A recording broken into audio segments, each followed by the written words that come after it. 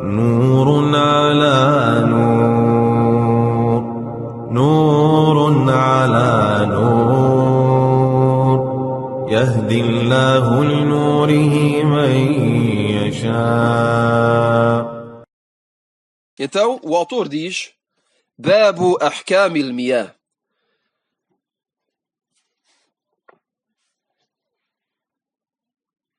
O capítulo dos vereditos das águas. ينقسم الماء إلى عدة أقسام ولكل منها حكم يخصه. A água se divide em vários tipos e cada um desses tipos tem o seu próprio veredito, tem o seu próprio julgamento. E podemos dizer imediatamente que estes tipos de água são três. O autor disse vários tipos, mas, para que seja claro desde o início, são três tipos de água. Isto é, a água se divide em três tipos. أولا الماء الطهور. الماء الطهور. O primeiro tipo de água é a água purificante. Al-ma'u tahur, a água purificante. E estes termos é muito importante de os conhecer e de saber fazer a diferença entre eles. Então, o primeiro tipo de água é al-ma'u tahur, a água que é purificante. Purificante. وهو الماء الباقي على خلقته حقيقة أو حكما, que é a água que está no seu estado natural. A água purificante é a água que está no seu estado natural.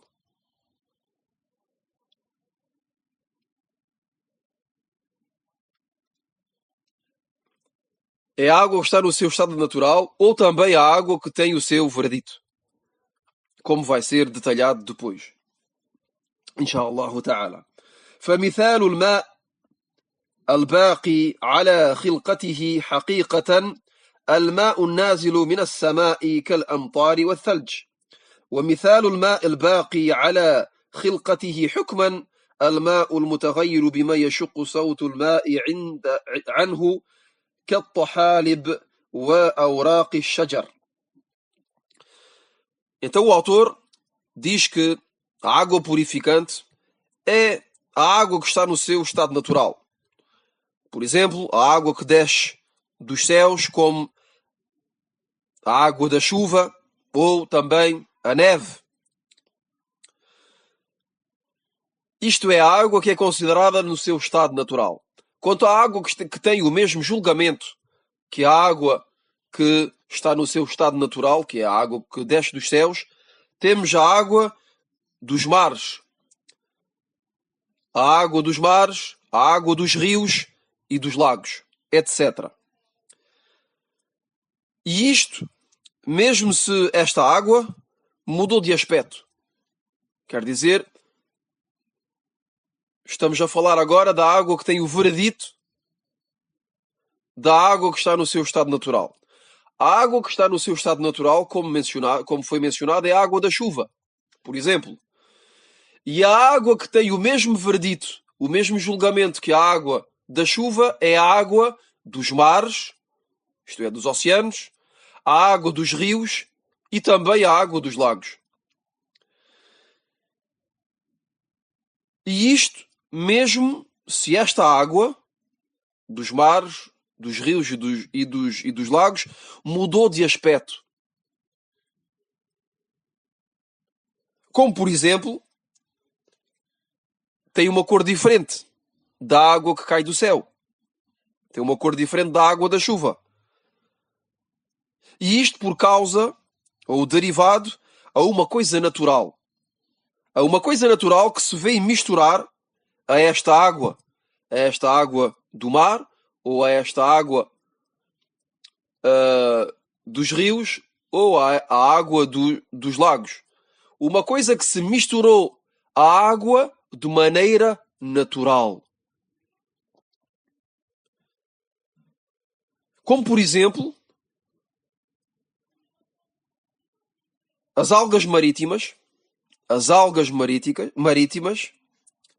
as folhas das árvores, a terra, o barro, ou até podemos mencionar o sal, mesmo se o autor não mencionou aqui o sal, mas podemos mencionar o sal.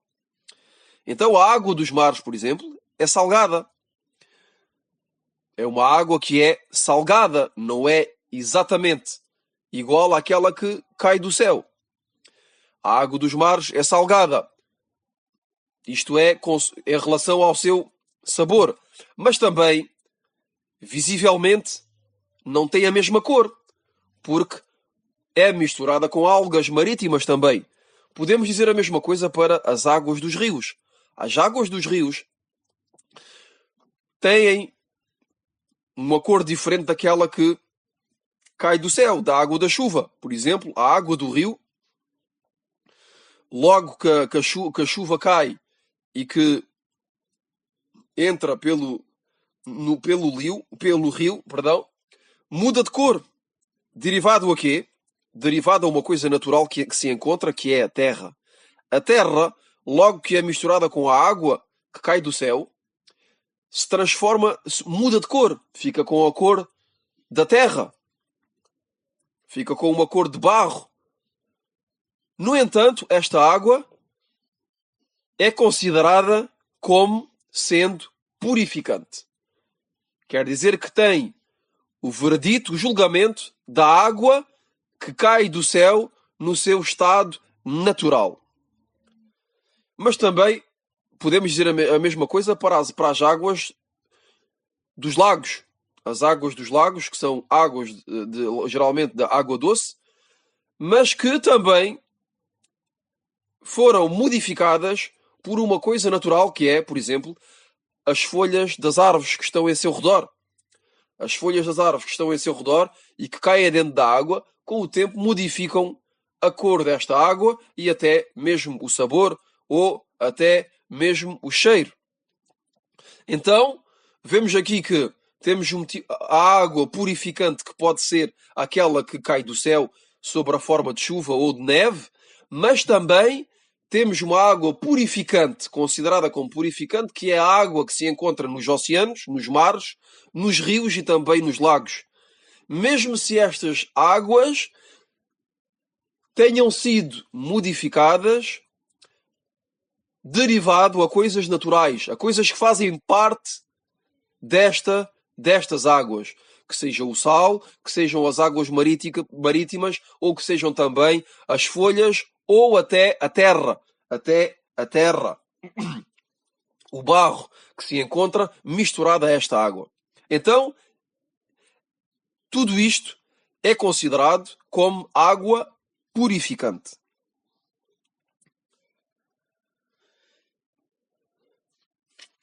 E, como sabemos todos, são coisas que são inseparáveis desta água. Por exemplo, o sal e as algas marítimas são inseparáveis da água do mar. Também no caso dos rios.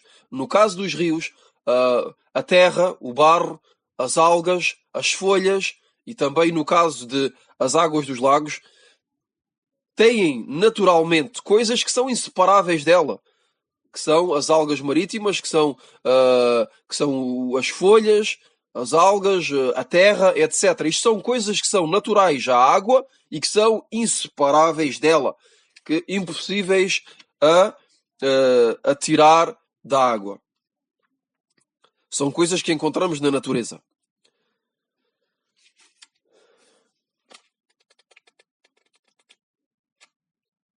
Depois o autor diz: وحكمه أنه طاهر في نفسه مطهر لغيره يستعمل في العبادات كالوضوء والغسل وفي العادات كالشرب وطي الطعام.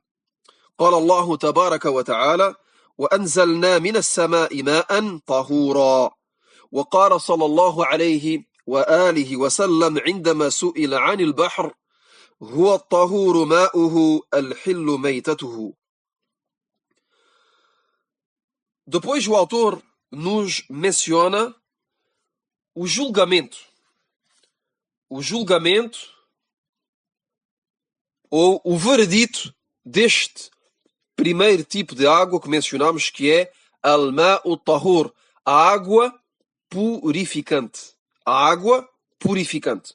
Qual é o seu julgamento? Qual é o seu veredito?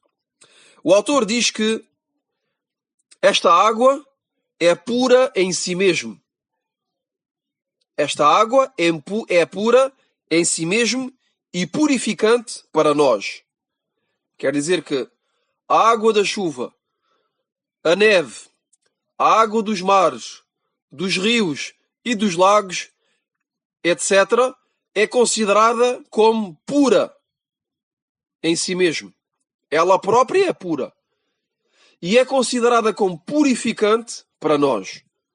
E é considerada como purificante para nós. Pode ser utilizada para fazer as adorações, pode ser utilizada nas adorações, melhor dizendo, pode ser utilizada nas adorações, isto é, para fazer as adorações, como por exemplo, al-wudu, como por exemplo, a pequena ablução, mas também para fazer al-ghusl, mas também para fazer a grande ablução, que podemos chamar o banho ritual. Então, esta água purificante pode ser utilizada nas adorações, mas também fil adat, como diz o autor. Fil ibadat ou fil adat. Nas adorações, mas também nos costumes. Al-adat, o autor deu como exemplo para beber. Podemos consumir esta água para beber, mas também para cozinhar os nossos alimentos. Então, podemos utilizar a água purificante para as adorações, al-ibadat, como por exemplo al-wudu ou al-ghusl, as pequenas e as grandes abluções, mas também podemos utilizar esta água que é purificante para o consumo, que é o facto de a beber ou também de a utilizar para cozinhar. O autor mencionou duas evidências. A primeira, que é a palavra de Allah tabaraka wa ta'ala, a palavra de Allah subhanahu wa ta'ala, na Surat Al-Furqan, versículo número 48, Allah subhanahu wa ta'ala diz, consoante o sentido do versículo: e fizemos descer do céu uma água purificante. E fizemos descer do céu uma água purificante. Uma água purificante. Então, aqui temos uma prova, uma evidência clara que a água da chuva é purificante.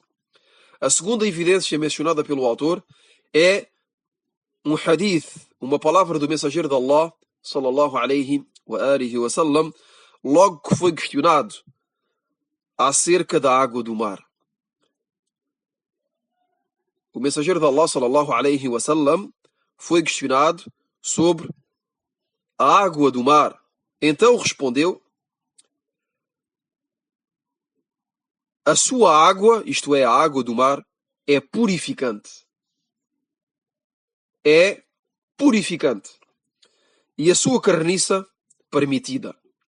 Então, aquilo que nos diz respeito aqui neste hadith, nesta narração, é que a sua água é purificante. Então é claro também para nós, neste hadith, que a água do mar é purificante.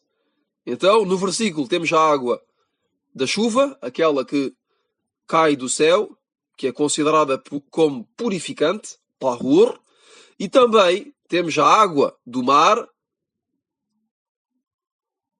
considerada como purificante neste hadith. Este hadith foi relatado por Abu Daud, An-Nasa'i, At-Tirmidhi e Ibn Majah e foi autenticado por Al-Albani. Isto é Em relação ao primeiro tipo de água,